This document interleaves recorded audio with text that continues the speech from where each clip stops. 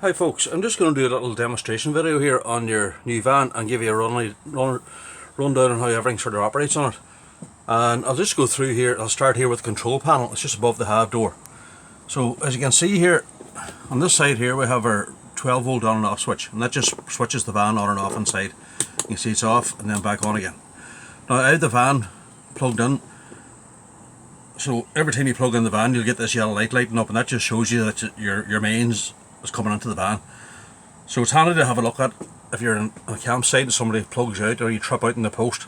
You might notice that your 220 volt isn't coming in, but that there wee light will show you that it is. That wee button there doesn't do anything. And over this side here now is your battery condition. Now up the way is your engine battery, and you can see there's a 12.5, and down there is your leisure battery, and you can see there that's going up as well.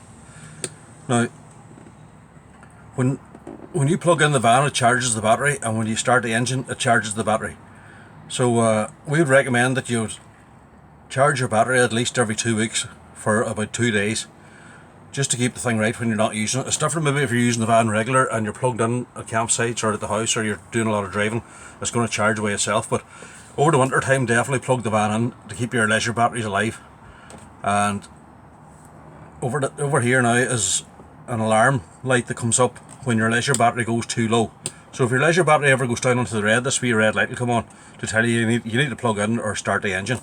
And the next one over here is your fresh water. So we're going on this wee blue gauge at the bottom, and you can see it's quarter full. That's your fresh water, and at the bottom is your waste, and that's empty. So we'll show you how to empty these two tanks afterwards. So the next thing we're looking at here is the fridge, and we're operating here on the main control switch. And when it's up at the top here, it's off. The first setting is gas, and you can see the yellow light coming on there, and I have the gas switched on, so it's working okay. And it should just come on a solid light. The next one on down, then you get a green light there, that's your mains, and we're plugged in, so that's going to work. The next one down is only to be used when the engine's running. Now in this van here it's actually working at the moment off the leisure battery, but don't ever have that on unless the engine's going, because it'll really run down your battery very, very fast. It's only for travelling, to keep the fridge cool as you're travelling. So if you're at home and you freeze the fridge up the night before on the mains, when you're travelling then just revert onto that one, and that'll keep the fridge cool as you're travelling. And the last one then is auto feature. Now if you put the fridge in auto, it's going to pick whatever's available, and the first thing it's going to pick is the mains. If I went out now and plugged the van out, it'll go on to gas, and if you start the engine then it goes on to the battery. So auto is the best feature to have it on. So it'll select whatever's available. So if you plug out the van or you stop the van or whatever, it'll always go on to what's available. And over this side here is just your temperature. You can see it goes up and down there, and the wee lights slide up and down. And this wee button here is for heating up this wee bar here in the fridge. This wee bar here gets very cold when the fridge is on, and you get condensation on here. But when you have that wee heat, it's just a wee heater. It just keeps that sort of above cold like, and stops the condensation from forming here. So that's how you beat that. Now your fridge catch itself, I'll just close this door and get a look here. That's the fridge catch there, and always have it in that position there before you close the door, because if you have it over this way here it's going to damage the bar, is going to hit that and damage that on the way in. Now there's a wee vent feature here. That's the locking on here when the door's fully closed, but you can close it in this one here, and it leaves the fridge door open a wee bit if you want to let some air into the fridge when you're not using it. So if we're going to close the door, always have it over this way, and then close the door, and then that's the two of them locked, and that's the two of them open. So that's really all there is to your fridge. So the next thing we're looking at here is your heating. Now there's two wee cards up here that somebody's put on, and it just shows you exactly what I'm going to tell you. So that's a good wee reference there, but I'll go through it with you anyway. This top one here is your power selection, what you're going to heat the van with, or heat the water with. So at the moment what you have is gas. You can see here it says gas only. The next one up then, and we're working on this wee nib here, we just bring that up, and then that just moves around. So if we go over here, the next one up is electric on 900 watts. The top one is electric on 1800 watts. So that's mains, that's when you're plugged in. The middle one's gas only, and these two here at the bottom are mixtures. You have gas and electric at 900, and gas and electric at 1800 down here at the bottom. So that's your 5 different settings, and you can see on the picture here it's setting gas the same as what we have over here, so it's easy enough to follow. Now down here in the bottom, when that's at 0 it's off. You see here off. Now when that's off, everything's off. It doesn't matter what happens up here. When this is off, it's off. So the blow air heating only is this first one. So we bring that down here, and we should have a green light when you bring on the heater. And the green light means everything's operating okay. If you haven't got the gas switched on, you'll get a red light coming on there, and you just have to go out and switch on the gas, come back in, switch it off and switch it back on again. So a green light means everything's okay, and this middle knob here is the temperature that you're going to set the van at, and it goes from 1 to 9. Now if you leave it at 9 it's going to blow all day and never stop, but if you leave it at around 5 or 6, the heater itself will regulate the heat, and it'll switch itself on and off as it needs the heat. But you can try that yourself depending on how cold or how long you want to leave it on for, and it doesn't need to be left on for too long to heat the van because they're that well insulated.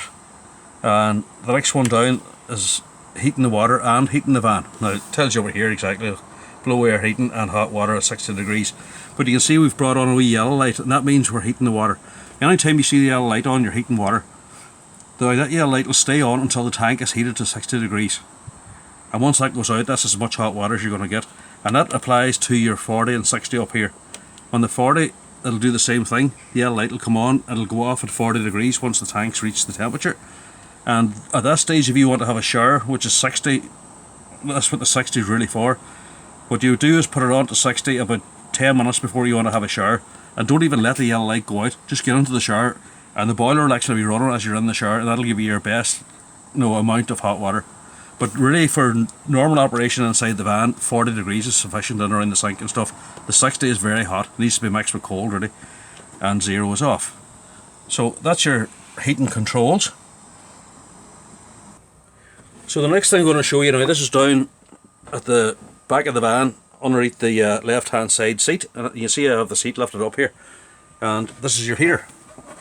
Now the heater's in the wee compartment here, and the one thing I say is we'd recommend is not to store anything in here, because a lot of old pipes and wires and stuff, and you don't want to dislodge anything, and plus the heater needs a bit of air to sort of operate as well. But what we're looking at here, and it's about the only thing you're going to need to look at on here, is this red valve. Now the way that operates, at the moment it's up, it pulls up and it pushes down. And you can see you can push it down yourself. I see I'm blocking the light there, but you can push it down like that, or you can pull it back up again. Now what that actually does is it's a frost valve, and it protects the heater from frost, and at 2 degrees that's going to drop down on its own. And what that does there is going to open the water system. Now at that stage all the water inside this tank here is going to empty out through that, out onto the street, and protect empty the tank from water and stop it from freezing up. If it freezes up, there'll be no damage done to your heater. But at the same time, when that drops down, you lose all your water pressure in your taps. So any time that you have bad water pressure on any of your taps as you come into the van and you don't know what's going on, go down and have a look at this valve and make sure it's pulled up. This can trip at any time of the year. You could have a cold night in the middle of the end of the summer, and that could drop down, and you get up in the morning and have low pressure in your taps, so you just pull that up by hand. Now if you want to winterize the van, which I mean by that is empty all the water out of the van for the winter time when the frost comes and you want to get rid of all the water inside the van, you can empty your 2 tanks, your waste tank and your fresh tank. You can come around here and push that down yourself, push it down and turn off the van to make sure your pump's off, and go around all your taps and open them up in between hot and cold. And what that does there, lets air into both pipes on each tap and lets all the water run out through this onto the street. Now we'd recommend, even at that stage, if it's a very frosty, like -5 winter time, that you would, even if you can, blow into the taps to blow any excess water out of the tap heads themselves, and get the water out through this, just to give you a wee bit extra protection in your taps. But that's really all there is to it. Now another thing is, if you come in and you want to use the van in the winter and it's freezing cold, and you come in here and pull that up, every time you pull it up it drops down again because it's too cold to stay up. At 2 degrees it drops and it won't stay up. What you do then is go around and switch on your heating. Just switch on the heating, gas or electric, it doesn't matter. and what will happen is it sends 12 volts down onto a coil on this, and this will stay up first time then. So go over, switch on your heat, and come over and pull the valve up. That's only if you want to use the van in the winter time. And what you're doing there, when you switch on the heating, you're just overriding the frost valve. But you'll have to come around and physically pull it back up again. But you're overriding the frost protection once you switch on the heating. So that's really all there is to it. There's not much else for you to be looking at really in here. What I've seen, these cardboard pipes here just push into the heater underneath. And if you start throwing stuff in there, sometimes they can dislodge themselves and you're going to lose a bit of heat. So just keep an eye on that. Thank you. So we're just looking at your freshwater tank, and it's just, you can see your table there, it's just underneath that seat here. And I'm just showing you, there's a handle in there that you pull up the way, and you pull it up straight and just pull it out. It's like a stopper. Push it back in and push the handle back down that way, and that seals it back up again. So that's for emptying your freshwater tank. Now your freshwater tank just fills from outside, and you can see there's a overflow hose as well. So if you forget to pull out the pipe, it's not going to blow up the tank. It's just all the water's just going to run outside. So that's your filler from what you're filling outside. It's good in there on the side of that. And you can also take off this cap here if you want to clean the tank. Go along with this one. But just make sure they're good and tight when you tighten them in. So to make this bed at the back, you see this table here. There's a handle here at the side. You pull that down and that'll collapse the table down to this level here, and you'll just pull out your two cushions on this side out to the middle, and these cushions on this side out to the middle, and that's your double bed. So it's fairly straightforward, and it's locked in there in the floor. The screw, you can screw that out if you want, or you can store that table, collapse it and put it in the boot if you want. Give yourself a bit more room if you don't want a table there. So that's just how that operates. So we're just looking at your toilet here, and how the toilet operates. Flushes here, and you have to have the van switched on for this to work, and you'll get a red light on here when the cassette's full and needs changed. So when that goes red, your cassette's full and needs to be taken out and changed, and I'll show you that outside now.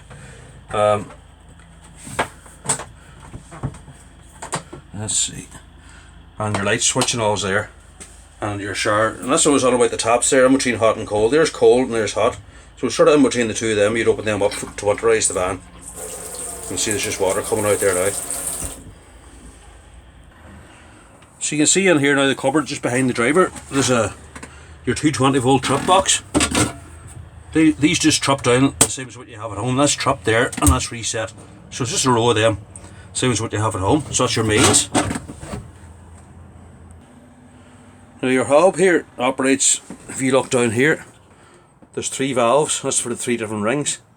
Now you'll have to light this with a lighter yourself, but there's safeties on these. As you can see, the wee thermocouple. The gas won't come out unless there's actually heat on the ring. So if someone comes along and starts turning these here, the gas isn't going to come out until it's actually lit. So it's fairly safe that way. And the operation of your grill, you have grill this way and oven that way. And over the side here, you have an igniter. That just ignites the gas inside. So we're just taking a look outside. This is on your boot here now at the moment. You have your awning handle. This is your awning handle here, and you have a handle here for the corner steadies, which are underneath the van on each side. You can screw the corner steadies down. There's not really much need for them, but they're on the van if you want to. There's people running about on the side and you want to keep it stable. If you have your corner steadies down, we'd recommend that you put this underneath the pedals at the front in the cab, so you don't drive off with the steadies down. Just a wee tip. So in that bag there's your jack and wheel brace, and then on that black bag here there's a tyre repair kit. It's got a compressor and the fluid and stuff for fixing a puncture, and in here you have your wee lights and stuff as well in the garage. So just outside the van here now, this is your main plug-in just behind the driver's door. Moving along here, you have a security handle that just pulls down and the handle pulls out, and you can put it in front of the door. And this is just the exhaust off your heater and the fridge vents. We'll take a wee look around here now. We're looking here underneath the van, and we're looking at here is your waste pipe, and this is the handle that fits onto it here, and that opens and closes the waste valve for your water and your sinks and your showers. So this wee handle will be left inside the blue bag. So the next thing we're looking at here This is your gas locker.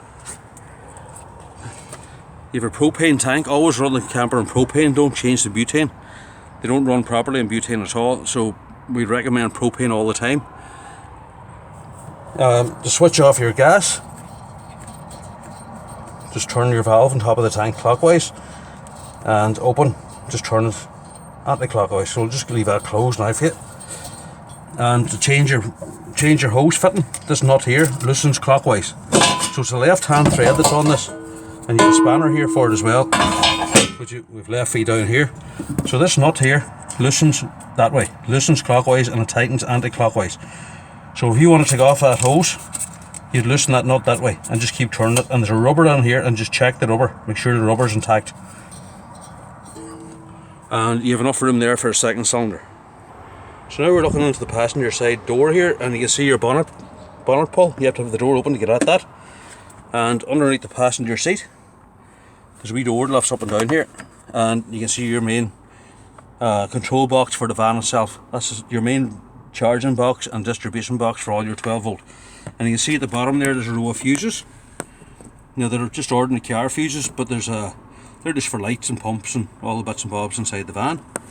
And that's just for Dethleffs. And you can see your main charging fuses are these big heavy ones.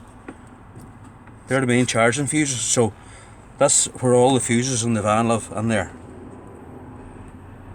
So along the passenger side here too, you have your main fill for your water that goes into the tank inside, and just your toilet cassette. And the toilet cassette just clips in, pulls out, and you can just unscrew your lid here and empty your cassette.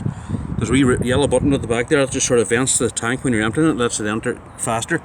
And just empty that out and give it a clean out with fresh water and a wee bit of blue chemical and another wee bit of water, and just slide it back in again. Now the toilet shutter has to be closed for that to come out. So anytime you're going to pull that out and it jams, go inside and make sure that the toilet shutter is closed. That's the only reason that'll not come out. So we're just going to get a wee look at your engine compartment here. First thing we're looking at here is your window wash. It's your power steering fluid and your engine coolant and your power steering. But the main thing you're going to probably be using is this for your window wash. Down the front here is your dipstick. And that's your oil filler cap, and you can see we've done the timing belt as well on the van. And across here now, if you ever have to jump start the van, there's a positive terminal here. So you put your positive, your jump lead on here, because the battery of the van is inside underneath the floor, and put the negative on here. You see a wee bolt sticking out there. So that's your jump start position there for your positive lead, and your negative lead on here. And hopefully you'll never need that, but you know where it is now. So we're just inside the cab here now, and we're getting a wee look at the reverse camera there will come on every time you put the van into reverse. Coming along here now, you'll have your aircon. The aircon's just here on this button here. And turn your temperature down to low. Put on your fan, that'll get you your cold air. And it's better to use the recirculation when you're using your fan. Your radio, we'd recommend just clipping the radio out there by pressing this corner button when you're not using the van, just to be sure that you're not using any power when the van's not being used.